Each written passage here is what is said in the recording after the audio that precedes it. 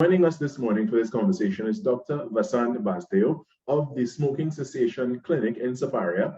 We also have Dr. Fagarala, who is the head of Tobacco Education and Prevention Programs of the Tobacco Control Unit, Ministry of Health. Good morning to both my guests and welcome.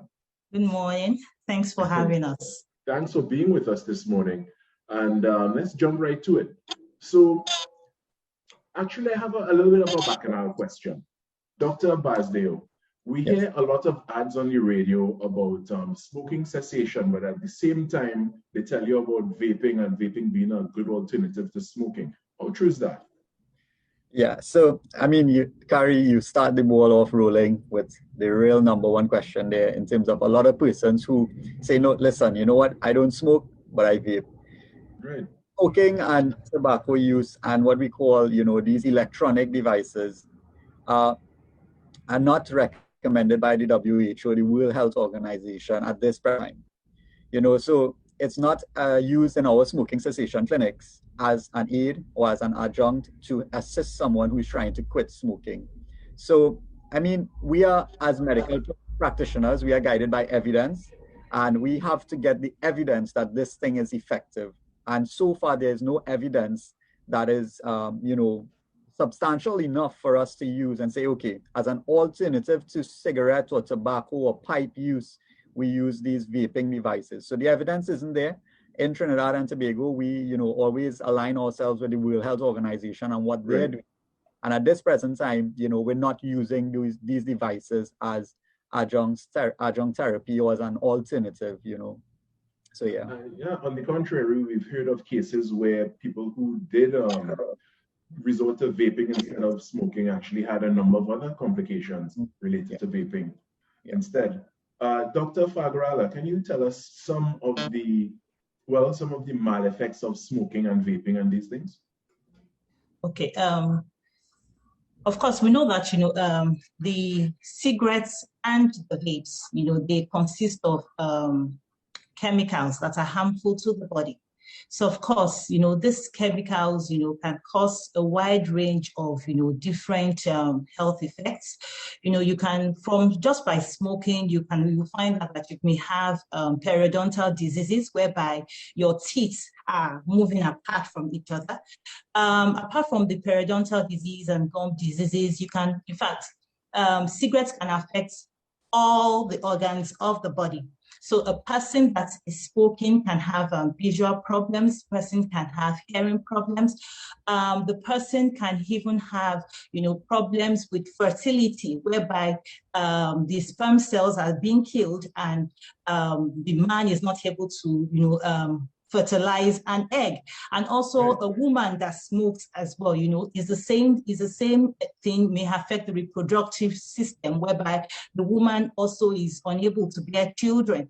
So it's basically affects all parts of the body. I know a lot of people say lung cancer, thoracic cancer, but those are not, those are just a few of the cancers. You can have cancers of any part of the body. Once you start smoking, it can affect, all parts of the body. It can affect, even bladder cancer. You can have ovarian cancer. You can have, I mentioned lung cancer earlier on. Right. You can have, it can even affect children. You can have breathing problems. For smokers, I'm sure you understand that, you may have difficulty in breathing. You may have shortness of breath. You may have, you may be coughing at all times. Another thing is that, when you smoke, the smoke stays on your body. So you're smelling of smoke. So you find out that you may have smokers, putting, maybe licking a gum or chewing something so that you can mar the effect of the smoke. So in fact, tobacco can affect all parts of your body, so every organ is affected by tobacco. Yeah. Well, that's a laundry list of problems that smoking causes. And Dr. Basdeo, if we know that these things are so terrible for us, why is it so difficult for some people to stop? Yeah, very good question. In Trinidad, we have a saying, what don't kill is fatten, or these things, we don't see the long-term effects as being important. If I can smoke a cigarette now and I feel good, then why worry about what could happen to me in the future, you know? Right. Annually, cigarettes kill 7 million people a year, you know, and I think that's 7 million, huh? 7 million.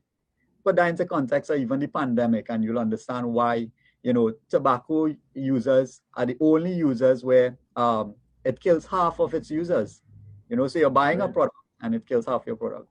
Why is this thing so difficult to kick? You know, when you look back at when you had your first cigarette, why you did it, a lot of people smoke because of stress. You know, they use their cigarette as a stress relief. And the ironic thing is that, yes, it may give you that 2 or 10 seconds of stress relief, but then it creates, you know, uneven. You're basically putting everything behind a locked door and you're just piling this up. And without that cigarette now, the body becomes dependent on it. Another reason why people smoke is because they form, you know, habits. It's like these, you know, emotional, and whether you're having a bad day at work, or even, let's say, if most persons, as soon as they get up and they wake up, they're looking for a cigarette. As soon as they have a meal, they're looking for a cigarette. To go to the bathroom, they're having a cigarette. So it's these habit patterns that are formed, as well as having, you know, friends and family. You find that persons smoke in certain contexts or certain social situations. You know, so many smokers only smoke with friends who smoke. And when they're around friends who don't smoke, they don't take that cigarette, you know.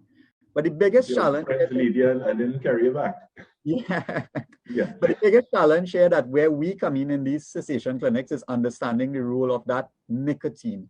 Nicotine is a chemical in the cigarette, apart from the thousands of other harmful chemicals and the 70 plus cancer-forming chemicals in the cigarette. The nicotine is as addictive as heroin. So imagine a smoker trying to quit is equivalent to someone who is on, like, you know, using these more what we consider dangerous drugs. Hard drugs, right? As addictive. So nicotine is where, you know, we now sit with you. We come up with you know, these, what is really your challenge in quitting? Yeah. Wow. All right. Well, we only have a few seconds, Doctor. If I was a smoker and I decided I wanted to quit right now, how do I get into contact with you and your cessation clinics? Yes. So the team at the Tobacco Control Unit, together with the RHAs, have established 6 smoking cessation clinics across the country. This is at Arima, Kumuto, Hoover, Chaguanas, Siparia, and Indian Walk. So they're well established in the communities. In the South region, the clinics are on Wednesdays, every Wednesday at 1 p.m. So you can call these facilities, the RHAs, the health centers, and let them know that, here what, you know, I think I want to try quitting smoking today, and they will make an appointment for you.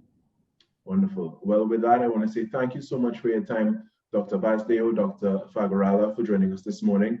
Again, you can reach out to the cessation clinics, which are located in very strategic spots around the country, and you yourself can stop that, kick the habit today. All right, thank you so much. Have a great morning. Thank you. All right, we're going to take a short break and come back with much more right here on the Now Morning Show.